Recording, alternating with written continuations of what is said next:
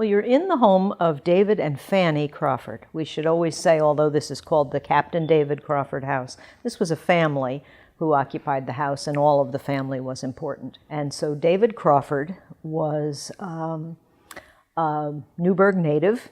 He was a War of 1812 veteran. And what you see here is what 15 years of labor at a good entrepreneurial decision will do.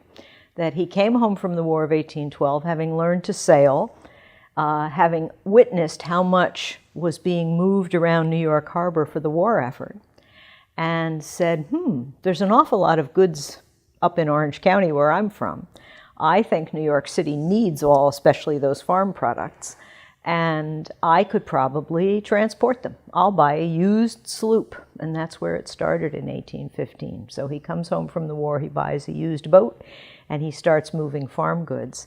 And this house was built in 1830. So within 15 years, the need for goods in New York City and the growth of farming and other enterprises in the mid-Hudson was burgeoning so well that he made the money to build this mansion, which was the grandest home in town at the time in 1830. It's up on a knoll. It's a natural gathering place. You see it from around. You know, when it was built here, it had very few neighbors. He owned all the way to the river at one point.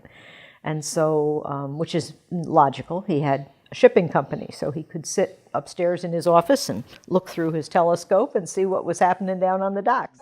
We know that there are references to the candles were ablaze in the windows of the Crawford House last evening as the family entertained guests for a piano recital or for a reading of Shakespeare.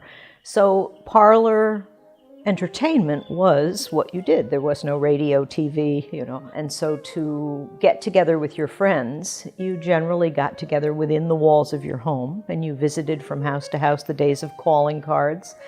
And you did something pleasant after some refreshment. So imagine these parlors. They deliberately open wide to each other, and they open wide because there would have been song, there would have been dance.